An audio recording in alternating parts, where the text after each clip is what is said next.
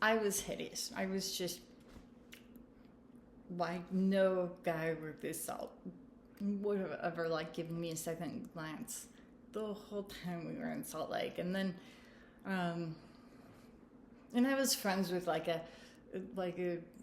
group of all these guys and all these girls, and like we did group like parties when I was in Salt Lake, and every once in a while everybody would switch it up and there'd be like, movie parties and all kinds of parties. And I like nobody ever, like I was just always like the single one. Like everybody would like trade boyfriends and I was single. And then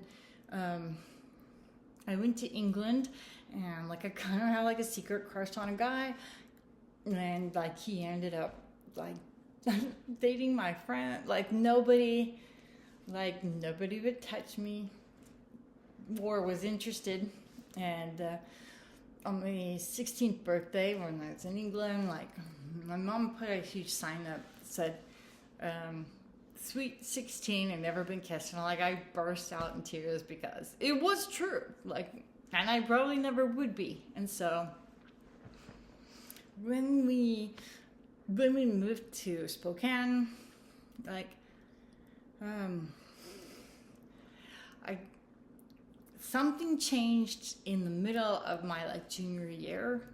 I mean, as a girl, you feel like the same inside. If you're hideous in the butt of jokes and your family like kind of said you are the dumb one, you're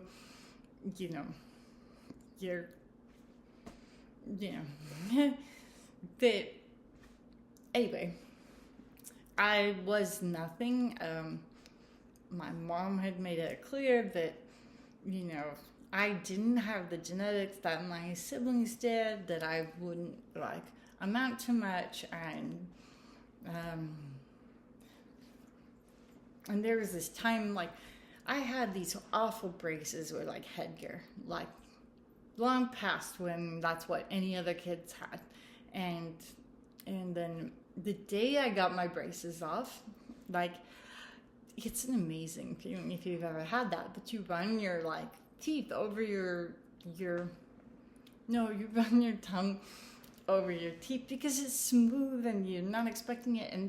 And I had like a little camera, so like what was probably the first and only selfie I ever took was like a picture of me smiling like with my braces off. And my mom, when I got the film and I got it developed, she looked at that and she said, "I bet you think you're like really hot stuff, don't you?" And I was like, "No." Like, and then, she had been a model and she went around and on about like how I could never be that, I didn't have, my ankles were too thick, blah, blah, blah. Like I already had that like point drilled into me. So I did not think like I was ever on par. That wasn't even a consideration ever. So, and then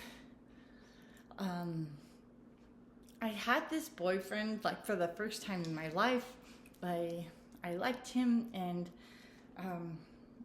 he was a senior, and it was the first time ever, and he was a track star. I mean, he was a massive track star, and he was not Mormon.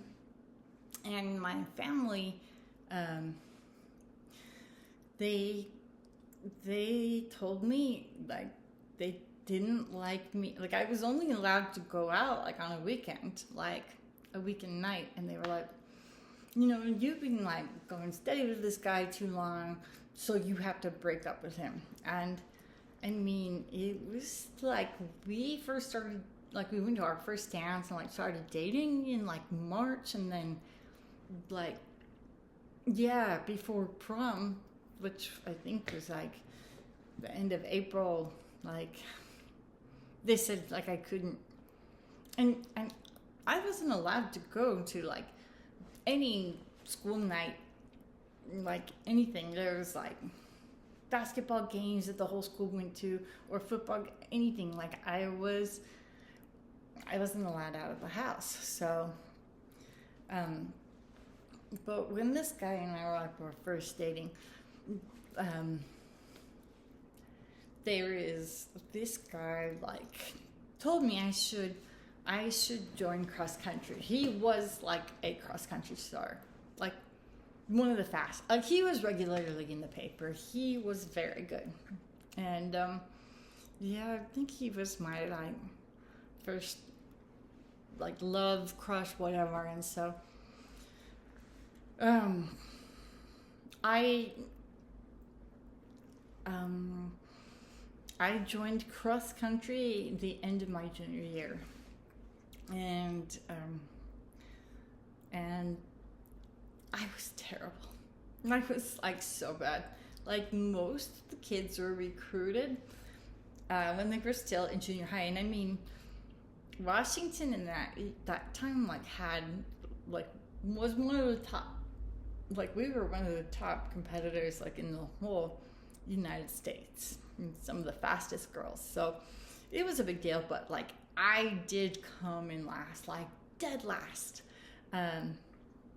You know, the end of my junior year, that's like a really hard time. Like that's so late for someone to take up the sport.